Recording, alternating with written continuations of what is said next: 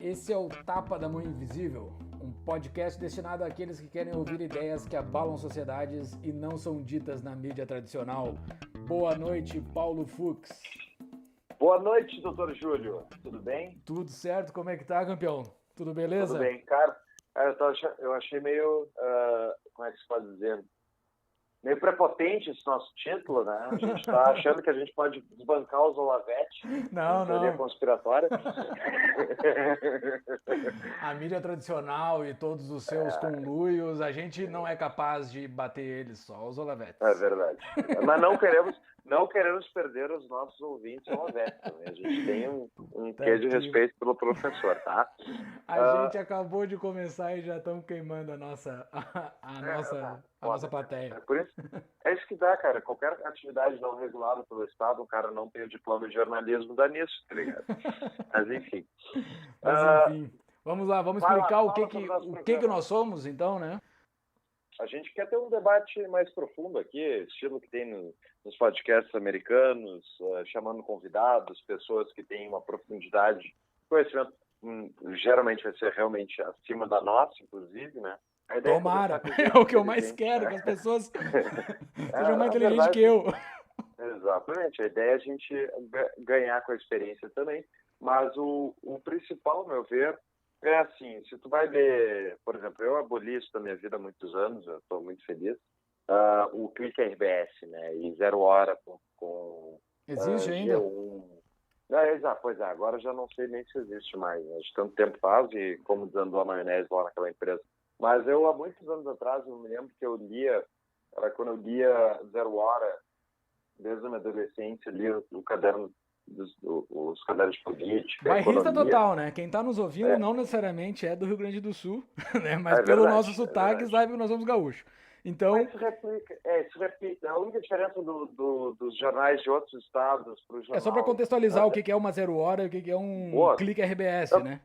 Perfeito, não, ótimo que falou, mas o que eu quero dizer é o seguinte, é que a única diferença Zero Hora para esses outros jornais locais... Portal Terra, tem essas coisas que são mais nacionais, Portal Terra, Folha, essas porcaria aí. Mas a diferença Zero Hora é que ela ressaltava, não sei se ainda faz, mas ressaltava o fato de toda a merda que estava rolando ser gaúcha, daí tinha tipo um valor diferente, né? Para isso, exato. Não tem mais nenhuma diferença. Agora, o que eu ia falar é que eu, por muitos anos, eu lia, então eu sabia exatamente quando eu sei as obras, né, ditas pelos governos estaduais, federais, o que vinha de orçamento, o que vinha de promessa, né, e lia lá a colunista de política aqui do jornal local Zero Hora, mas assim como pode ser dos outros, né, sempre encismada e brava de por que aquela obra não saiu no tempo previsto. Por que será? Porque se tivesse mais controle, se tivesse mais tribunais de contas que verificassem mais ministérios... Que baita solução! Que baita solução! Então, tipo, quando eu li aquilo, é impressionante quando tu tá com a lupa olhando com detalhe aquilo, tu não percebe o macro, tu não percebe o que está por trás disso, o que está movendo, por que o Estado nunca entrega uma obra no tempo prometido? Por que é tão difícil fazer alguma coisa quando tá agente público, né? E foi falta de vontade política. Com certeza, falta de vontade, então, falta de determinação, honestidade, falta honestidade pra essa gente. Então, esse tipo de clichê de análise, né, análises superficiais, enfim, eu mesmo acreditei muito tempo nisso, eu só fui quebrar ao sair do dia a dia e ler livros mais profundos, de economia, de política e tal, assim como eu acho que deve ter sido o teu caso, né, Júlio? Com certeza.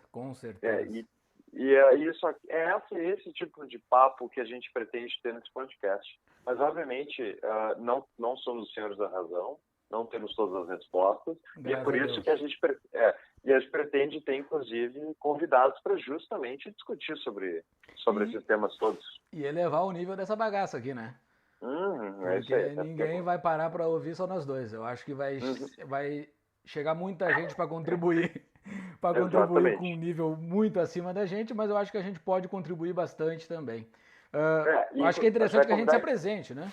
Isso, perfeito. Vai lá, Júlio, te apresenta então para o pessoal. Então tá, eu sou o Júlio, sou natural do interior do Rio Grande do Sul, da grandiosíssima Mostardas, do litoral do Rio Grande do Sul.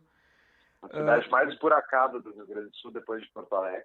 Eu acho que tu tá sendo preconceituoso, tá?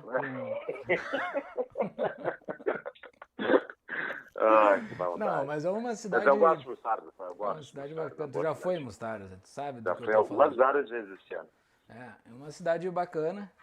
Saí de lá faz bastante tempo, morei em Porto Alegre por certo tempo, conheci Paulo Fux e outras figuras de nome conceituado dentro do mundo liberal de Porto Alegre. É o microcosmo do microcosmo. O microcosmo do microcosmo. É uma microcélula, praticamente. E dali saí, fui morar nos Estados Unidos e hoje moro em Brasília. Estou em Mordor. Mordor? Vocês veem que o Júlio realmente ele percorreu um caminho interessante para um liberal, né? Ele foi caminhando cada vez mais perto do centro do poder. O que ele foi fazer lá é uma explicação bem válida, né? Ele se mudou, pode falar, Júlio, sabe melhor do que eu, né? Eu me mudei por amor, né, cara? Sim. Amor, né? Amor é lindo. Tudo, o amor sempre vence no final, né? Isso é importante Exato. ser ressaltado. E é o motivo fim de tudo. Motivo fim, eu nem sei se existe essa expressão. Mas é o fim de tudo. Uhum. E aqui estou trabalhando em finanças. Esse é o meu mundo e o meu hobby é falar de liberalismo. Olha aí, que maravilha. Te apresenta, Fux. Eu sou natural de Porto Alegre, cresci aqui nessa cidade, governada historicamente pelo PT e companhia, né? E morei já fora, nos Estados Unidos, na Nova Zelândia, sou formado em economia, mas eu só fui aprender economia mesmo depois de formado, quando eu fui participar de um instituto chamado Instituto de Estudos Empresariais, localizado aqui em Porto Alegre, que é um instituto de formação para empreendedores, para líderes empresariais de 22 a 35 anos de idade, se não me engano, e cujo objetivo era preparar, desde o início, fundado há 30 anos, era preparar uma geração nova de empresários que não fosse tão amante da pista estatal quanto os nossos anteriores, né, dos anos 80, que viveram muito tempo com o mercado Agora eu vou te fechado. entrevistar aqui. Tu já tinha algum conhecimento liberal antes de entrar no IE? Não, na verdade, a explicação foi pincelado, tá? Eu participo do Fórum da Liberdade, que é um evento organizado pelo IE, desde os meus 11 anos de idade, porque meu tio, Telmo Costa, foi presidente do Instituto e nos convidava. E eu fui em todos os anos, todas as edições. E me lembro de algumas palestras até hoje, algumas bem marcantes, que nem a do David Friedman, por exemplo, filho do sócio do Newton. Essa referência é para ti, tá, GPT? E basicamente ele foi lá e falou que os Estados Unidos o oeste dos Estados Unidos foi criado devido à anarquia de mercado, quando basicamente o governo disse: foda-se, vocês podem entrar estado adentro onde vocês conseguirem fincar a bandeira de vocês, e assim foi indo tomar o do oeste americano. E ele defendeu que é isso, não precisa de governo, não precisa de regras institucionais e blá blá blá, é só não ficar na frente. E deu certo. E daí eu ouvi aquela palestra, fiquei mega chocado, imagina, os meus 13 anos de idade. Deu tão certo que hoje a Califórnia se dá o luxo de ser socialista, né? Exatamente. É só um parênteses. Uma hora acaba o dinheiro deles, né? Todos, na verdade, né? Mas enfim, e daí foi depois a gente fala sobre isso. Eu sabia um pouco sobre liberalismo minimamente, porque o IE, ele sempre deu nos fóruns livros de presente, né? Livro do Bastiat, alguma coisa do Mises e blá blá blá. E imagina se eu li, é óbvio que não, né? Então eu não aprendi porcaria nenhuma durante o ano. Eu só aprendia lá no fórum. E de resto era triturando 0 hora em casa e, enfim, sabendo as novidades dos governos estaduais que não deram em nada. Mas, seguindo, então, basicamente, eu não sabia muito de liberalismo. Me formei em economia a contragosto um keynesiano, né? Porque quando eu entrei na economia da PUC aqui em Porto Alegre, eu tinha 2 opções. Tinha marxismo e marxismo com keynesianismo. Então, tu era basicamente, tem esses liberal falando baixinho, entendeu? E era na história de pensamento econômico que citaram o Milton Friedman e foi brevíssimo, entendeu? E era já apresentado como uma teoria ultrapassada. Tá certo que eu não concordo muito com a teoria que eles apresentavam como liberalismo também, né? Que é a nossa querida escola de Chicago. Mas, de qualquer jeito, nem isso aqueles professores conseguiram ensinar, porque realmente eles não é nem maldade, eu acho, eles não conhecem. Nunca leram escola austríaca, nunca leram escola de Chicago, então eles só sabem de orelha, né? É uma Enfim, baita então porta de entrada, né? Milton Friedman. Friedman. Baita porta de entrada, Milton Friedman. Ele é bom, exatamente. Ele é um cara, ele tenta suavizar, né, o choque que é. Mas eu virei liberal no IEE, né? Como boa igreja, ele doutrinou.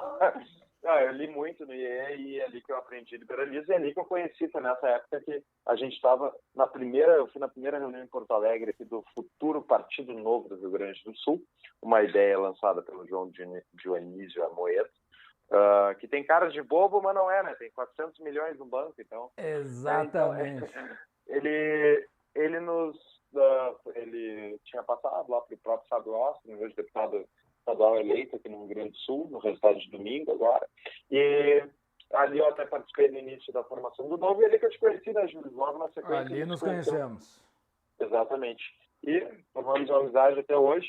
E é muito interessante que o quanto dá voltas, né? Eu fui para os Estados Unidos, eu terminei minha carreira no IE, só me aposentei lá, fiz empresa, fechei empresa, abri outras empresas e agora cá estamos nesse nosso projetinho que a gente acredita que tem o porquê do podcast, né? Porque nos Estados Unidos o podcast está sendo a ferramenta de crescimento assim exponencial. Porque eu não sei se os nossos ouvintes aí têm o costume de ouvir rádio. Eu não suporto ouvir rádio. Por quê? Porque as análises são superficiais, a profundidade do Pires, é a propaganda a cada 2 segundos, que não dá para ter uma conversa decente, e basicamente todos os jornalistas são esquerdistas, né, Gil? Não sei se você concorda com isso. Não, eu acho que eu concordo, tá? Mas o grande ponto do rádio é que a própria economia explica, né? Como é algo de massa, tu é obrigado a falar algo que fale pro eleitor médio, que fale o que está no meio da distribuição normal ali. Tu não consegue falar de um assunto muito específico porque tu tem um recurso que atira sinal para todo mundo. Então o rádio é impossível tu falar algo específico que nem nós estamos tratando agora, né? Mas eu discordo, eu concordo contigo que essa é a razão pela qual a Gaúcha toca lá. A Gaúcha, para quem não conhece, é uma rádio aqui do Rio Grande do Sul, que é a rádio do grupo RBS. Traduzindo, a Gaúcha é a CBN do resto do Brasil. Isso, perfeito. E eu concordo contigo que eles miram nisso, é por isso que eles têm maior audiência, mas está aí a Rádio Grenal, que é uma rádio só de Grêmio e Inter, que existe há vários anos, que toca 24 horas programação sobre a rádio, sobre a Grêmio Inter. Cara, mas isso é praticamente o assunto padrão do Rio Grande do Sul, velho. Isso tu consegue atingir toda a população. Não, é um nicho, mas tu atinge toda a população. Mas essa foi a nossa primeira discordância de muitas que virão. Mas como a gente está se apresentando, esse é o episódio 001, eu acho que é interessante da tua apresentação, tem algo que conecta na minha, cara, que é, talvez a gente nunca tinha conversado. Fala um pouco da tua descoberta do liberalismo. Exatamente. Quando eu descobri o liberalismo, eu passei eu fiz escola pública a vida toda, e daí quando eu terminei a minha escola, o meu ensino médio, eu fiz um tal de Enem, que não servia pra porcaria nenhuma, e eu fiz por fazer, assim, sei lá, eu queria saber como é que eu ia naquilo. E daí depois fiquei sabendo que aquilo foi o primeiro ano para entrar numa faculdade. Foi utilizada daquela nota para entrar na faculdade. Foi o primeiro ano do ProUni, em 2005. Sim, claro. Eu entrei na primeira turma de ProUni, passei para administração na PUC, e aí me toquei para Porto Alegre, para morar em Porto Alegre. Mas peraí, tu não agradece o Tarso Gen todo dia pelo teu ProUni, cara? Agradeço, agradeço muito. É a medida liberal mais excelente que tem pro ensino superior. Acha que tem que ter ProUni, cara? Não, se existe alguma medida pública para ensino superior, é o ProUni. Não tem que ter uma universidade pública. Se é para ter, se é para o Estado se meter no ensino superior, que seja ProUni. O prestador de serviço ele é privado, o dinheiro, se o dinheiro é para vir do Estado de alguma forma para ensino superior, só vem o dinheiro e quem presta o serviço é a instituição privada. Não precisa ter professores concursados, não precisa ter nada, a estrutura... Mas assim, eu não sou a favor que o Estado se meta no ensino superior, né? Então, se o Estado se meter no ensino superior, que seja via ProUni. Me expliquei bem ou não? Você explicou bem, né? Mas a grande pergunta é isso, né? Porque muitas pessoas, especialmente das que estão nos ouvindo, concordam que a gente tem que tentar diminuir, ou pelo menos lixar um pouco dos dentes do leão que está tentando nos mastigar inteiro, né? Exato. Agora, a pergunta é sempre por onde começa, porque todo mundo tem o seu programinha especial que gosta, né? Então, esse por último. Não, por mim que termine, eu tô nem aí, assim. Mas Mas eu entendo, eu sei que eu não estou te acusando disso, pra deixar bem claro. Mas tipo, não, te acuse. Eu tenho o meu, eu posso dizer o meu. O meu último aí, para ganhar a simpatia dos ouvintes, o meu último programa a ser cortado é o Bolsa Família. Esse é o último. Mas também vai pro outro ralo, tá? Porque o Bolsa Família é baratinho é para os miseráveis e tal. Se o Estado não estivesse roubando 50% da renda dessas pessoas quase todo mês, não precisaria de Bolsa Família, é só deixar elas ficar com o dinheiro delas. Agora, já que rouba, para de dar Bolsa Empresário e deixa um pouco para Bolsa Família e depois vai cortando tudo. Faz sentido. Mas eu tenho minha proposta é um pouco mais radical, mas vamos para o próximo tópico aí, Júlio. Eu já dei uma boa abertura sobre quem nós somos, qual é o nosso interesse. E eu acho que a gente tem que explicar uma coisa antes. Qual é o porquê? Não, para aí, mas eu não falei. O nosso nome. Desculpa. Não, tu nem terminou de falar do não, daí desculpa, eu passei pela universidade privada, eu fiz uma pós-graduação depois na URGS, paga, do meu bolso, e aí é um questionamento para o futuro pra gente fazer. O que tu acha, Fux, que a universidade pública seja paga do bolso dos ricos? Isso aí eu sei qual é a tua posição, mas é só uma... Depois a gente fala. Tá, mas eu fiz isso na minha pós-graduação. Legal.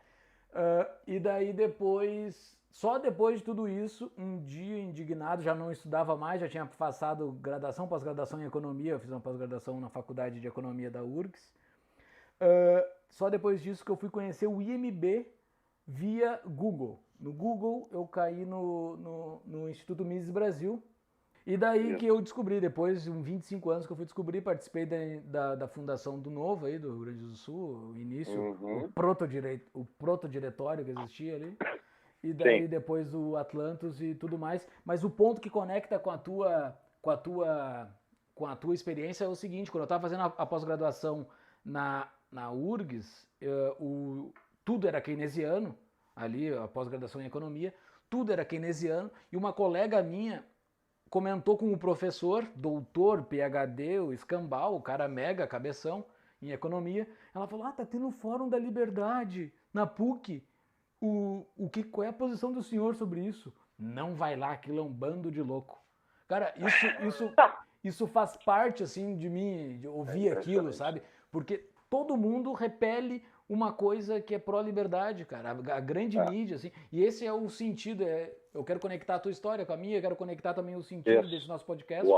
Porque faz muito sentido ter isso, que a gente consiga conversar sobre liberdade, sobre não só liberdade econômica, sobre todas as liberdades, né? A gente precisa conversar que existem outras formas a não ser via Estado para a gente tomar as nossas decisões, né?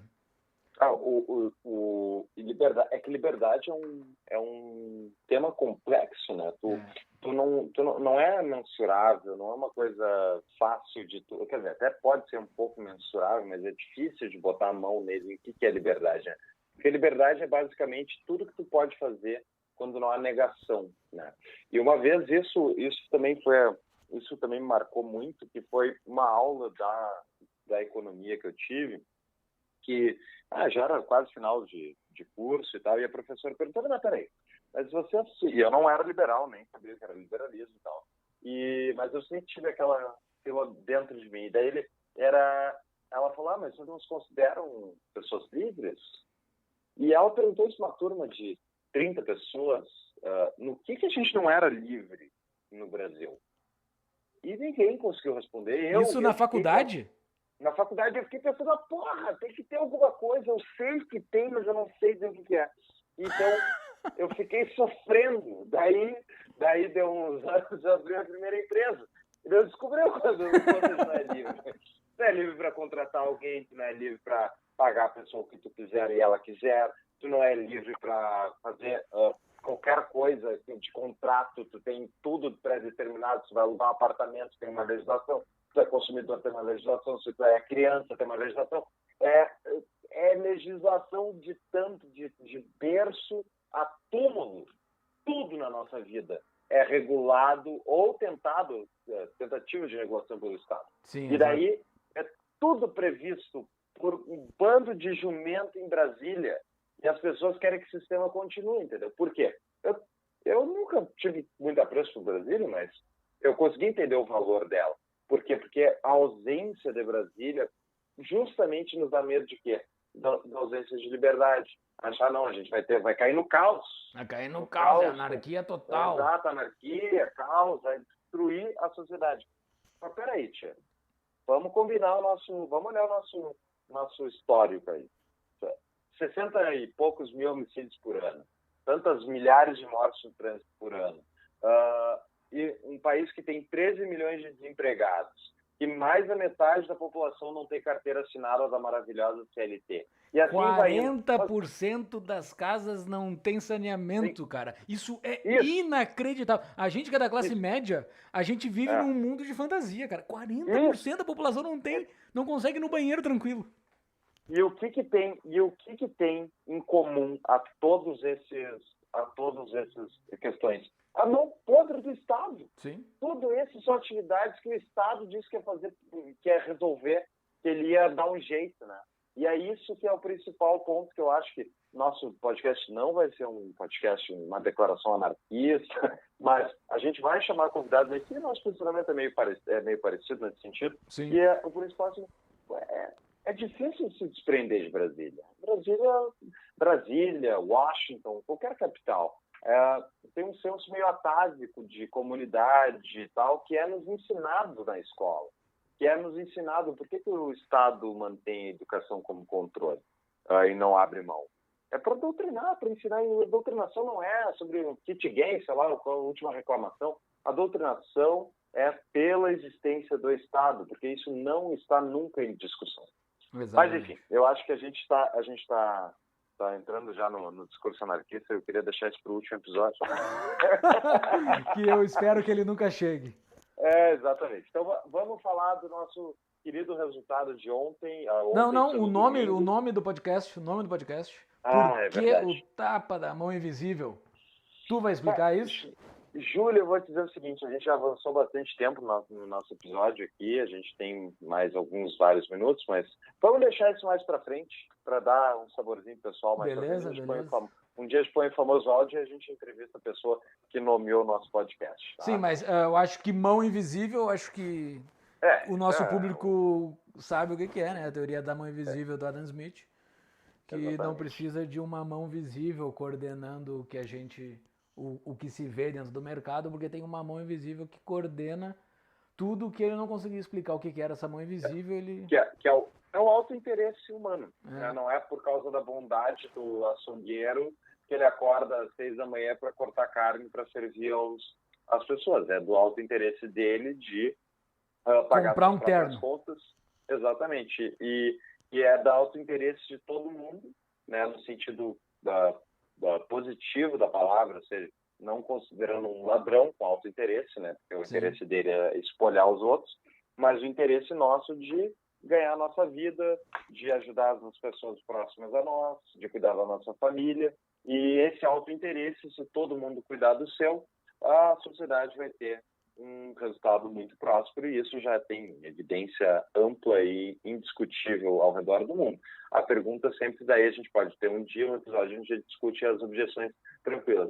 Mas os pobres, mas e os deficientes, e assim vai. Mas não vai ser hoje.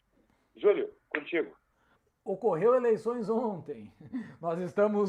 Acabamos de passar pelas eleições gerais do Brasil.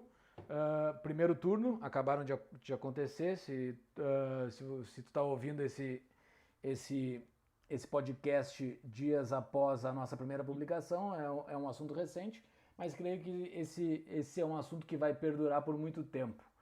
Ocorreram várias mudanças de cenário nessas eleições.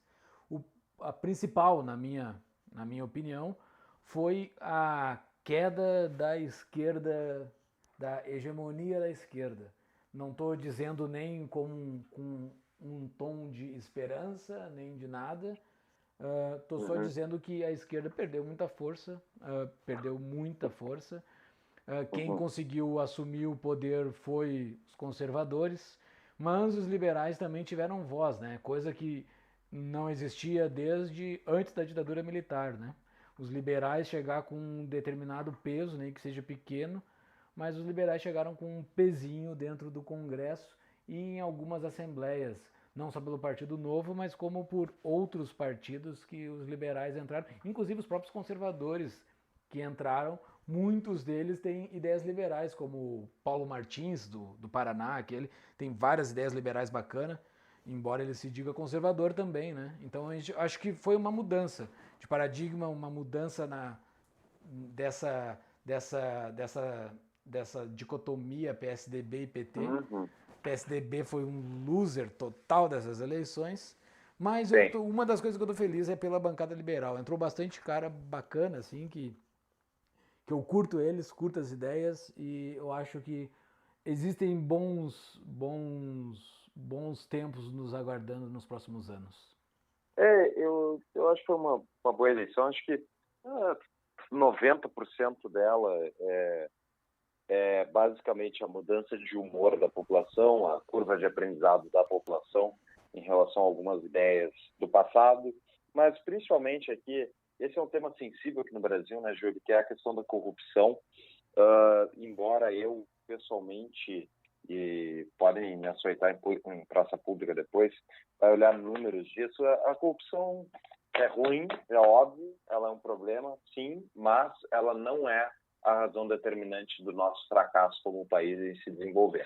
Não é porque os nossos políticos roubam mais do que os outros. Isso aí tem estudos do próprio Adriano Genturo, um cientista político brasileiro, italiano, desculpa, residente no Brasil, que é muito bom, fala sobre isso. O problema principal não é a corrupção, mas é isso que mais dói. E dói em qualquer pessoa de bem que olha o seu dinheiro pago em impostos, né, a força, diga-se de passagem, não foi voluntário, ele reclama, tem que ser impulsar, né, deixa bem claro isso. Ele não tolera corrupção, né, e o brasileiro está entendendo isso, desde a década dos anos 90, quando comecei a acompanhar a política, é a mesma merda, é roubo sem parar, e o pessoal marcou na paleta, pelo visto, pelo menos uma boa parte da população marcou na paleta a corrupção como um grande problema e o PT como sendo o responsável, né? Isso é indiscutível, o partido mais corrupto, talvez, da história da humanidade. Eles realmente fizeram uma peça e conseguiram, e eles elegeram o Bolsonaro. Elegeram ainda não, mas eu acredito que está eleito, tá? E vamos ver agora. Vai começar o arsenal agora do PT de assassinato de reputação, mas sinceramente acho que a estratégia dos eleitores do Bolsonaro é basicamente tapar os ouvidos e fazer lá para qualquer coisa que vier contra ele, né? Isso tem sido a estratégia. E assim, mas isso é uma... só ponderando isso que tu acabou de falar, quando eles fazem lá para o que vem, isso tem muita gente que diz que é estupidez, né? É um eleitor estúpido. Não, cara, é isso. Esse cara... Não, eu tô só explicando, eu acho que tu concorda com isso também. Esse cara que vota no Bolsonaro e tá fazendo lá, porque a mídia diz com o dedo no ouvido, é porque esse cara, ele tá há mais de 20 anos só ouvindo besteira completamente contra os valores básicos dele. E assim, eu não tô nem falando de negócio de kit gay, dessas coisas tudo, cara. Eu tô falando do básico, do dia a dia. Ele sabe que trabalhar é correto. Ele sabe que a vida do vagabundo, do malandro, do Lula, aquilo era errado. Só que o cara via a mídia empurrando ela abaixo aquilo durante 20, 30 anos. o Chico Buarque fazendo a ode ao malandro, tudo aquela história de o Chico Buarque é bacana, ele exalta o malandro. Daí a pessoa, o cidadão comum, ele fala, não, cara, mas isso não é certo, mas eu não tenho voz contra isso para dizer que isso é errado. E daí hoje aparece um cara que fala, não escuta essa mídia, porque eles falaram porcaria a vida toda, não escuta eles agora. E os caras não estão escutando, cara. Hoje, por exemplo, saiu uma notícia em algum jornal do Globo, alguma coisa da Globo, saiu que o Bolsonaro prometeu tirar o Brasil da ONU, tá? E botou na capa, assim, tava em tudo que era grupo, eu tava vendo aquilo, e tudo que era... apareceu em várias mídias, assim, dos meus próximos esquerdistas dizendo, mas olha o absurdo do Bolsonaro. Cara, é tudo que uma pessoa simples quer saber, é que o Bolsonaro vai dar um pé na bunda dessa ONU, porque nunca serviu pra nada, não serve pra nada. Não serve pra nada, e tudo que vem da ONU é contra os valores básicos dela. Então, assim... A Globo pensa que tá dando uma punhalada no Bolsonaro, botando isso na mídia? Não, tá ajudando o Bolsonaro, tá botando o Bolsonaro pra cima. É exatamente isso, tem um efeito. Eles, incrível, eu acho que eles não perceberam até agora o que aconteceu, né? Acho que não, acho que eles não conseguem entender, não sei. Tipo, eu vi, mesmo com esse movimento, ele não e tal, cara, sinceramente, eu vi gente postando no Insta e tal, gente que eu gosto, pessoas inteligentes e tal, e a pessoa, tipo, é meio que, cara, ao meu ver, quando a pessoa fala, ele não, por favor, não, ele é machista, ele é homofóbico, ele é isso, ele é aquilo. As pessoas que estão votando no Bolsonaro não são, de forma geral, machistas, homofóbicos, racistas. Não são tudo isso, são pessoas de bem. Só que elas estão de saco cheio. Elas estão de saco cheio com esse país que não avança. Que fica no lodo, no atoleiro. Como elas não têm ferramentas ferramentas de não estudaram mais a fundo o governo, não pensaram realmente sobre quem é o Bolsonaro, ele acabou sendo o menos pior escolhido e foi promovido a isso. E foi promovido a arauto, né, dessas pessoas todas, que hoje são mais de metade do país. Né? Exatamente. As pessoas então, quer dizer, mais de metade do país é Bolsonaro raiz? É claro que não. É claro que não. Óbvio, eu digo que mais, as pessoas, a maioria das pessoas que estão desde o início promovendo o Bolsonaro, duvido que saibam as posições dele mais a fundo. Até porque ele não dá para ter as posições dele, né? E também, como diz o Marcelo Adnet lá na imitação dele que fez do Bolsonaro, eu sou contra tudo isso que está aí. É isso aí, com essa proposta, eu sou contra tudo isso aí. E ponto, velho. E ponto. Exato, tipo, claro. Pô, eu, Paulo, também sou contra tudo isso aí. É uma bosta.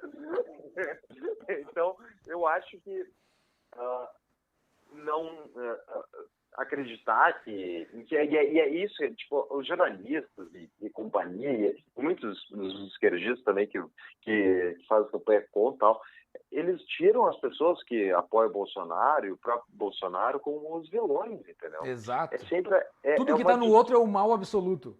E não adianta ouvir ele. Não ouve ele porque ele é um mal absoluto. Daí deu, cara. Mas eu digo, mas isso não é só isso é importante dizer, não é só um fenômeno da esquerda, isso é um fenômeno humano. Os direitistas também veem os esquerdistas como pessoas sem escrúpulos, com moral defeituosa. Também só que até pouco tempo os direitistas não tinham essa narrativa fechada, né? Agora eles têm. Exatamente. Então também, eu tenho amigo liberal que é normal. É que assim, política é tribalismo. Política é a minha tribo versus a tua tribo, e a tribo que sobreviver pega as coisas do outro, entendeu? Por quê? Porque então, é a minha tribo.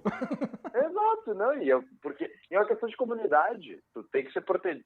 Sozinho, o ser humano não sobrevive sozinho no êxodo. Ele precisa de companhia, ele precisa de auxílio, ele precisa de gente. Então é natural que as pessoas se alinhem. Sim, e o ser humano não consegue se alinhar com todos, não tem essa baboseira da esquerda da humanidade. Eu tenho que me preocupar com a humanidade, porque tudo é humanidade. Não, é grupal, é o meu grupo ali. Eu sou local, eu sou muito em números menores do que se preocupar com a humanidade. Cada um tá no seu grupinho.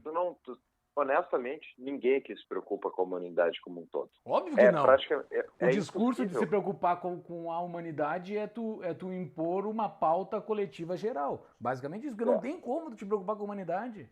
Não tem como. Mas de novo, isso aí é importante, não é um defeito só da esquerda. Óbvio que não. É normal as pessoas ficarem olhando isso e dizendo, olha, eu preciso de uma solução universal. Eu preciso resolver o problema de todo mundo, mas eu não quero fazer um esforço também, né? Então, é acreditamento em mágica, entendeu? É assim, olha, se ao menos a ONU tivesse, não fosse assim, não fosse valer, ou se ao menos os Estados Unidos não fosse vilão, ou a China isso, ou aquilo, ou a religião tal, sempre tem um vilão e sempre tem uma solução universal que é acabar com o vilão. E daí tem uma autocrítica que a gente pode fazer os liberais, né? A gente também tem um vilão escolhido, só que é o Estado. Sim. E daí o porquê da nossa diferença, pelo menos para mim, assim, do que é a diferença do Estado versus essas outras, né? O Estado tem uma coisa que nenhuma religião, nem a própria ONU tem, nem qualquer outro organismo, órgão multinacional tem. O Estado, qualquer Estado, tem o monopólio da justiça e da segurança sobre toda aquela sociedade. Sobre tudo que está dentro daquele território dele. Tudo. Se ele diz que é A e tu faz B, tu está errado automaticamente e tu deve ser punido. Ponto. E é importante dizer isso. Mas tem judiciário. O judiciário que é composto por membros do Estado. Os congressistas são membros do Estado. A polícia é membro do Estado. Quem é que tem a arma, a pena e o machado do carrasco, entendeu? Exato. É o Estado. Ele tem todo o poder, tá certo, são pessoas diferentes, tripartição de poderes, tem um monte de teorias de como conter isso. Tu ameniza a injustiça aí, tu dá uma maquiada para tu amenizar a injustiça. Exatamente, mas acreditar, então assim, porque o poder, quanto mais discricionário for esse poder na mão dessas pessoas, pior para todos nós. Sim. Porque sempre que eles tiverem que julgar entre nós versus eles, e acreditem, tem muitos desses julgamentos. Vou dar um exemplo aqui.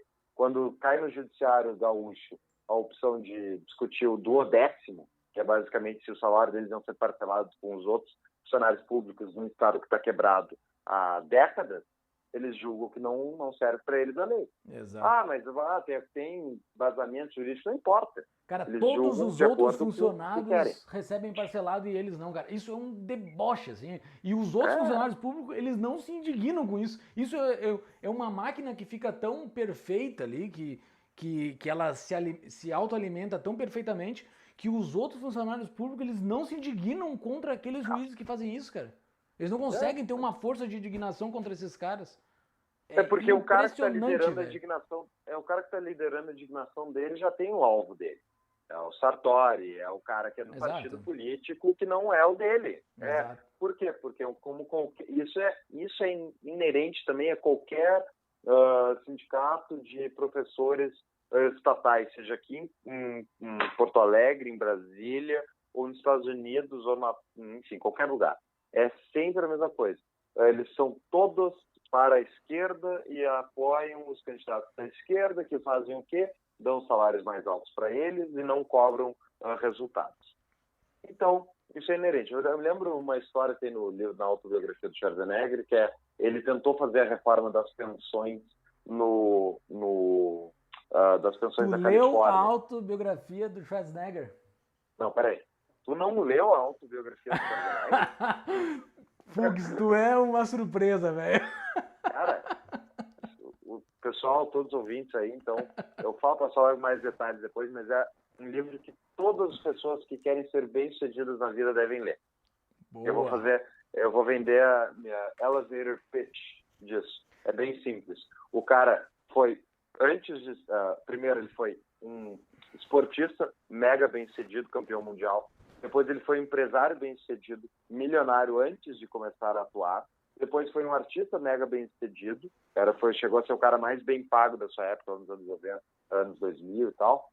E depois foi um político republicano, eleito numa corrida rápida que teve quando derrubaram e impeachmentaram o outro candidato, e depois reeleito em primeiro turno. Foi um recall, né, que teve, né?